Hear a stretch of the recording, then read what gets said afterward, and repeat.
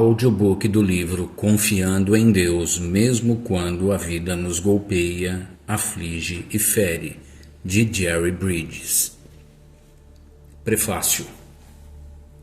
Quando eu tinha 14 anos de idade, minha mãe faleceu subitamente, sem qualquer aviso.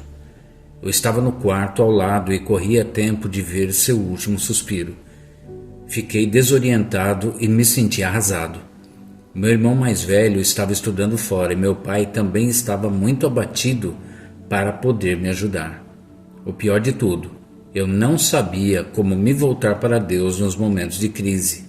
Eu me encontrava sozinho em minha adversidade. Essa não foi a primeira vez que a adversidade havia atingido minha vida, e certamente não seria a última. Conforme diz a Bíblia, mas o homem nasce para o enfado, como as faíscas das brasas voam para cima. Jó 5:7. Todos nós experimentamos a adversidade em momentos e graus diferentes ao longo da vida. Aprender a confiar em Deus no momento da adversidade tem sido um processo longo e difícil para mim. Trata-se de um processo ainda em andamento. Há alguns anos, contudo, num esforço para fortalecer minha própria confiança em Deus, comecei um extenso estudo bíblico sobre o assunto da soberania de Deus no tocante a seu povo. Esse estudo me ajudou imensamente e o fruto dele é o que agora compartilho com você. Durante meu tempo de estudo, que cobriu um período de aproximadamente 4 anos, encontrei diversos cristãos que lutavam com as mesmas questões que eu.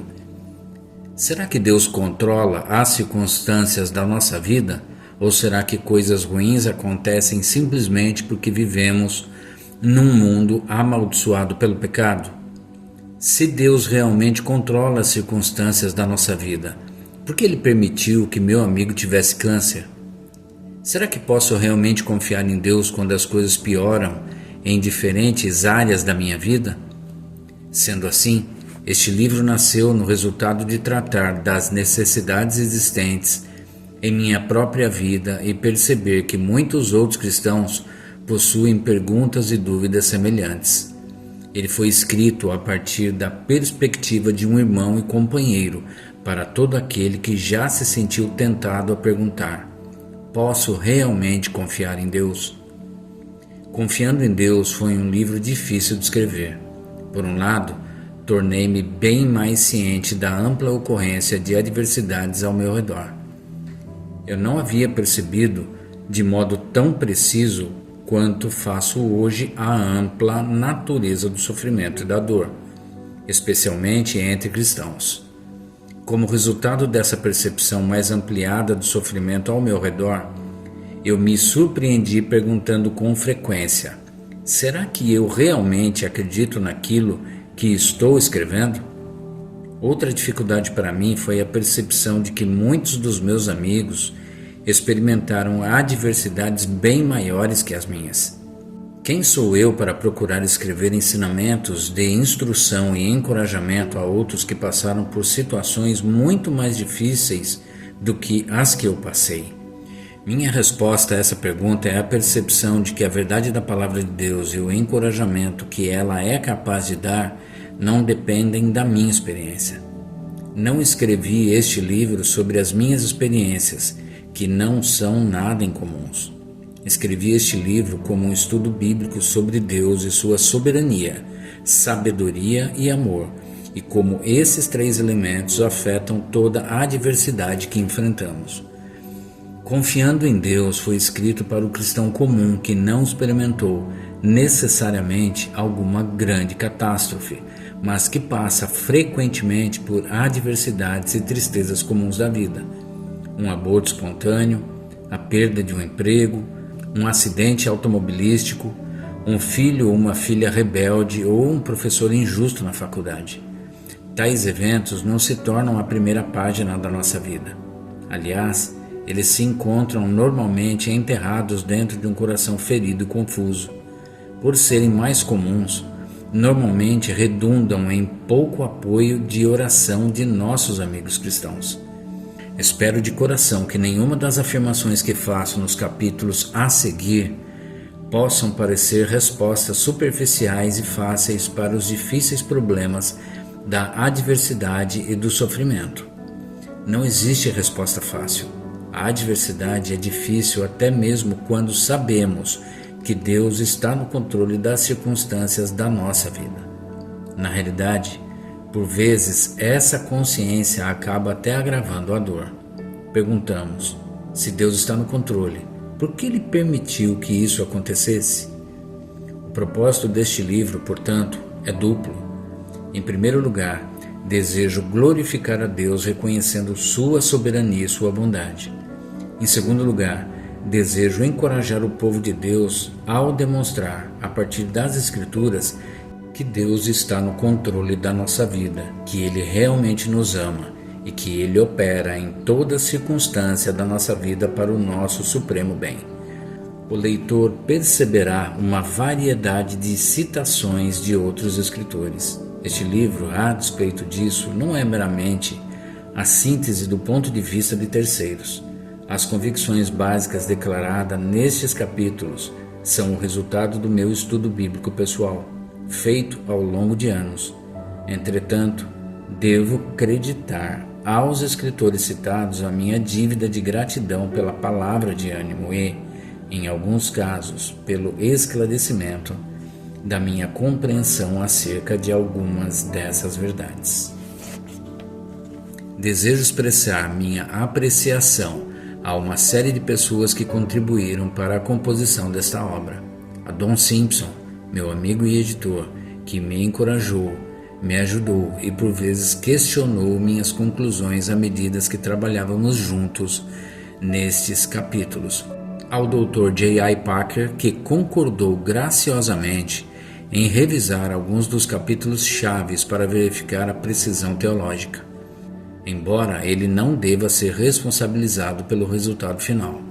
A Jesse Halsell, que ficou responsável pela importante e necessária tarefa de transformar meus manuscritos em texto digitado. Quero agradecer em especial a Grace Peterson, uma Santa Senhora, por sua colaboração em oração. Embora uma série de amigos tenham orado por mim durante os 11 meses de composição, Grace esteve sempre disponível quando sentia a necessidade de uma força extra em oração por causa de um obstáculo difícil. Por fim, gostaria de prestar uma homenagem à minha primeira esposa, Eleanor, que se encontra agora com o Senhor, que experimentou uma imensa adversidade. Enquanto eu escrevia este livro, por seu amor e pelos sacrifícios que ela fez para me permitir tempo para estudar e para escrever. Capítulo 1. Posso confiar em Deus? Invoca-me no dia da angústia, eu te livrarei e tu me glorificarás. Salmo 50, 15. A carta não trouxe notícias boas. Uma parente próxima, muito querida para mim, havia acabado de descobrir que estava com câncer nos ossos. Células malignas de uma luta com um câncer anterior haviam ficado inativas durante 8 anos antes de invadirem a parte óssea de seu corpo. Um quadril já estava praticamente destruído. O médico estava impressionado com o fato de ela ainda conseguir andar. Incidentes assim são muito comuns nos dias de hoje. Na realidade, enquanto eu escrevia este capítulo, tive 7 amigos, todos com câncer, adicionados à minha lista de oração urgente. Porém, o câncer e outras enfermidades físicas não são, obviamente, nossa única fonte de ansiedade. Durante um almoço, algumas semanas atrás, um amigo empresário confidenciou que sua empresa está à beira da falência. Outro amigo tem sofrido por causa de um adolescente espiritualmente rebelde. A verdade é que todos nós experimentamos a adversidade em suas mais variadas formas e em momentos diferentes. Um livro que se tornou best-seller, escrito por um psiquiatra secular, começa de forma muito apropriada. A vida é difícil. A adversidade e a dor emocional que lhe acompanha aparecem de inúmeras maneiras. Pode ser a angústia de um casamento infeliz, o desapontamento de um aborto espontâneo ou a tristeza gerada por um filho espiritualmente indiferente ou rebelde. Há a ansiedade do provedor do lar que acaba de perder seu emprego e o desespero de uma jovem mãe que acaba de descobrir que está com uma doença terminal. Outros experimentam a dor de esperanças frustradas ou de sonhos que não se realizaram, um negócio que deu errado ou uma carreira que jamais decolou. Outros ainda experimentam a ferroada da injustiça, o prolongado e inexplicável sofrer da solidão, a dor aguda de uma dificuldade inesperada. Existe a humilhação da rejeição por parte dos outros, de um rebaixamento de posto no trabalho e, a pior de todas, a do fracasso por culpa própria. Por fim, há o desespero de perceber que algumas circunstâncias difíceis, como a doença física de alguém próximo ou a incapacitação física severa de um filho, jamais mudarão. Todas essas circunstâncias e outras tantas acentuam ainda mais a ansiedade e a dor emocional que enfrentamos em várias situações e em diferentes níveis. Algumas dores são repentinas, traumáticas e devastadoras. Outras são crônicas, persistentes e aparentemente projetadas para exaurir nosso espírito com o passar do tempo. Além de nossas próprias dores emocionais, somos normalmente chamados para ajudar a carregar a dor dos outros, quer sejam amigos ou parentes. Nenhuma das ilustrações que usei nos parágrafos anteriores é imaginária. Eu poderia acrescentar os nomes ao lado de cada uma delas. A maioria está na minha lista de oração pessoal. Quando amigos e pessoas que amamos sofrem, nós sofremos. Numa proporção maior, lemos diariamente nos jornais ou assistimos nos telejornais exemplos de dor e de sofrimento em grande escala. Guerra, terrorismo, terremotos, fome, injustiça racial, assassinato e exploração acontecem diariamente no mundo inteiro. A ameaça de um holocausto nuclear que paira sobre nossas cabeças tem feito este momento da história ser conhecido como a Era da Ansiedade. Em dias assim, em que grandes crises aparecem diariamente na tela de nossa televisão, até mesmo o cristão é tentado a perguntar: onde está Deus? Será que ele não se preocupa com os milhares de famintos na África ou com os civis inocentes que estão sendo brutalmente assassinados nos vários conflitos de países destroçados por guerras ao redor do mundo? Numa proporção muito menor, aqueles cujas vidas estão livres das dores mais intensas ainda participam dos eventos frequentemente frustrantes ou geradores de ansiedade de nosso cotidiano. Eventos que momentaneamente prendem nossa atenção e roubam nossa paz de espírito. Uma tão sonhada viagem de férias é cancelada por causa de uma doença. A máquina de lavar roupa quebra bem no dia que você recebe hóspedes. Suas anotações da faculdade somem um dia antes da prova final. Você rasga seu vestido favorito a caminho da igreja e assim por diante. Os exemplos dessa magnitude são muitos. A vida está repleta deles. A verdade é que tais eventos corriqueiros são apenas temporários e perdem sua cor e revelam sua insignificância quando contrastados aos eventos verdadeiramente trágicos da vida. Ainda assim, para a maioria, a vida é cheia de eventos desse tipo. Pequenas frustrações, pequenas ansiedades, pequenos desapontamentos que nos tentam a expressar o nosso descontentamento, ira e preocupação. No livro devocional chamado Se Deus Me Ama, Por que Não Consigo Abrir Meu Armário?, certo autor captou precisamente a forma como essas pequenas frustrações são capazes de nos fazer duvidar de Deus. Podemos até sorrir ao pensarmos na cena que o título nos faz imaginar, mas o fato é que se esse é o nível de adversidade no qual muitos de nós vivemos diariamente, é na provação desse nível menor de adversidade que somos tentados a perguntar: Posso confiar em Deus? Mesmo quando a vida parece estar caminhando na direção certa e nosso rumo parece agradável e tranquilo, não sabemos o que o futuro nos reserva. Conforme disse Salomão, não sabes o que trará à luz o dia de amanhã. Provérbios 27:1. Certa pessoa descreveu a vida como se tivesse uma cortina espessa em seus caminhos. Cortina que recua à medida que avançamos, mas apenas um passo de cada vez. Nenhum de nós é capaz de dizer o que existe atrás da cortina. Nenhum de nós é capaz de dizer que eventos um único dia ou hora pode trazer à nossa vida. Por vezes, essa cortina revela eventos que já esperávamos. Na maioria das vezes, apresenta-nos eventos inesperados e indesejados. Esses eventos se desenrolam contrariando nossos desejos e expectativas. Quase sempre enchem nosso coração de ansiedade, frustração, tristeza e dor. O povo de Deus não está imune a esse tipo de dor. Aliás, parece que a dor do cristão muitas vezes é mais severa, mais frequente, mais inexplicável e mais profundamente sentida que a do incrédulo. O problema da dor é tão antigo e universal quanto a história humana. Paulo nos diz que até mesmo a criação está sujeita à frustração e geme com dores de parto. Romanos 8, de 20 a 22. Por isso, a pergunta surge naturalmente: onde está Deus em tudo isso? Podemos realmente confiar em Deus quando a adversidade nos atinge e preenche nossa vida com dor? Será que Ele realmente vem resgatar aquele que o busca?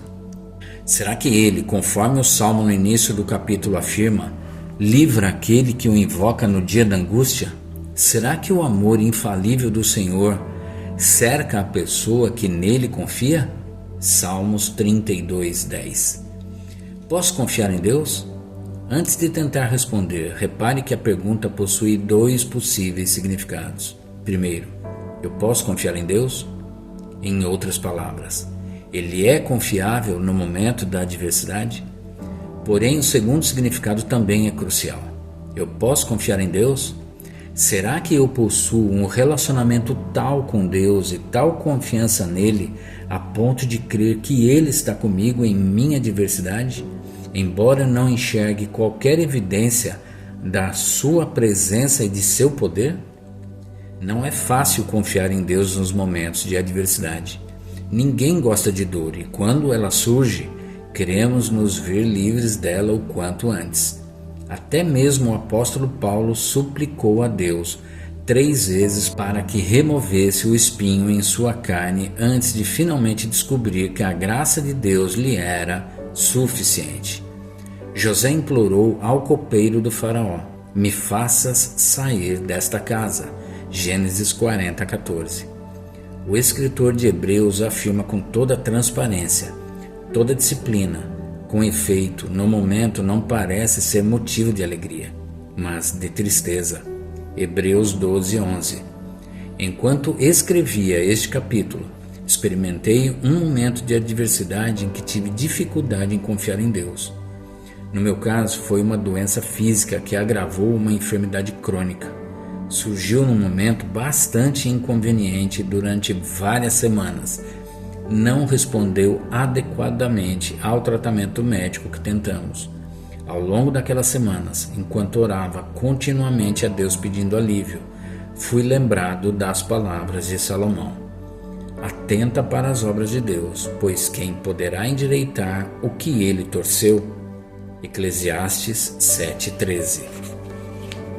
Deus trouxe um evento torcido à minha vida e fiquei completamente consciente de que só Ele seria capaz de endireitá-lo. Poderia eu confiar em Deus, quer Ele endireitasse ou não aquilo que estava torcido e aliviasse meu sofrimento? Eu realmente cria num Deus que me amava? Sabia o que era melhor para mim e que estava no controle da minha situação? Será que eu poderia confiar nele mesmo sem entender? Além do mais, eu poderia encorajar os outros a confiar nele quando estivessem nas dores de parto de seu sofrimento emocional? Será que toda a ideia de confiar em Deus em meio à adversidade é meramente um jargão cristão que não consegue resistir aos eventos difíceis da vida? Posso realmente confiar em Deus? Eu me identifico com aqueles que têm dificuldade de confiar em Deus em meio à adversidade. Já passei por isso o suficiente para conhecer um pouco da dor, do desespero e das trevas que enchem nossa alma quando nos perguntamos se Deus realmente se importa com o nosso problema. Investi boa parte da minha vida adulta encorajando as pessoas a buscarem a santidade e a obedecerem a Deus. Ainda assim, reconheço que normalmente parece ser mais difícil confiar em Deus do que obedecer a Ele. A vontade moral de Deus apresentada na Bíblia é racional e razoável. As circunstâncias nas quais precisamos confiar em Deus normalmente aparentam ser irracionais e inexplicáveis. Reconhecemos prontamente que a lei de Deus é algo bom para nós, mesmo quando não desejamos obedecê-la. As circunstâncias de nossa vida, com frequência, parecem ser assustadoras e duras, ou até mesmo calamitosas e trágicas. A obediência a Deus acontece dentro de limites muito bem definidos da vontade revelada de Deus. A confiança em Deus transcorre numa arena que não conhece limites. Desconhecemos o tamanho, a duração ou a frequência das circunstâncias dolorosas e adversas nas quais precisamos repetidamente confiar em Deus. Estamos sempre lidando com o desconhecido. Todavia, é tão importante confiar em Deus quanto obedecer a Ele. Quando desobedecemos a Deus, desafiamos Sua autoridade e desprezamos Sua santidade. Porém, quando não confiamos em Deus, duvidamos de Sua soberania e questionamos Sua bondade. Em ambos os casos, lançamos dúvidas sobre a majestade e o caráter de Deus. Deus enxerga nossa desconfiança com a mesma seriedade com que olha para a nossa desobediência. Quando o povo de Israel estava faminto, falaram contra Deus, dizendo: pode acaso Deus preparar-nos mesa no deserto? Pode Ele dar-nos pão também? Ou fornecer carne para o seu povo? Os 2 versículos seguintes nos dizem: ouvindo isto, o Senhor ficou indignado, porque não creram em Deus, nem confiaram na sua salvação. Salmos 78, 19 a 22. Para confiarmos em Deus, precisamos sempre enxergar nossas circunstâncias adversas por meio da lente da fé, e não do que sentimos. Assim como a fé para a salvação vem através do ouvir a mensagem do Evangelho, em Romanos 10, 17, a fé para confiar em Deus na adversidade vem somente através da palavra de Deus. É apenas nas Escrituras que encontramos uma visão adequada do relacionamento de Deus com o seu envolvimento em nossas circunstâncias dolorosas. É apenas a partir da Bíblia, aplicada ao nosso coração pelo Espírito Santo, que recebemos a graça para confiar em Deus durante a adversidade. Na arena da adversidade, as Escrituras nos ensinam 3 verdades essenciais sobre Deus. Verdades que precisamos crer se desejamos confiar nele em meio à adversidade. São elas: Deus é completamente soberano, Deus é infinito em sabedoria, Deus é perfeito em amor. Certa pessoa expressou essas 3 verdades e como elas se relacionam conosco da seguinte maneira: Deus, em seu amor, sempre deseja o que é melhor para nós. Em sua sabedoria, Ele sempre sabe o que é melhor. E em sua soberania, Ele tem o poder de fazer isso acontecer. A soberania de Deus é declarada, explícita ou implicitamente, em praticamente todas as páginas da Bíblia. Enquanto fazia meu estudo bíblico, me preparando para escrever este livro, jamais senti ter concluído plenamente a compilação dos versículos que tratam da soberania de Deus. Novas referências a ela continuavam aparecendo praticamente toda vez que eu abria a minha Bíblia. Examinaremos muitas dessas passagens nos próximos capítulos, mas, por agora, considere apenas esta. Quem é aquele que diz, e assim acontece, quando o Senhor o não mande? Acaso não precede do Altíssimo tanto o mal como o bem? Lamentações 3, 37 e 38. Essa passagem bíblica choca muita gente. Elas acham difícil aceitar que tanto o mal quanto o bem vem de Deus. É comum as pessoas perguntarem: se Deus é um Deus de amor, como Ele pode permitir uma calamidade? Porém, o próprio Senhor Jesus afirmou a soberania de Deus na calamidade, quando Pilatos perguntou a Ele: não sabes que tem autoridade para te soltar e autoridade para te crucificar? Respondeu Jesus: nenhuma autoridade terias sobre mim, se de cima não te fosse dada. João 19, 10, 11.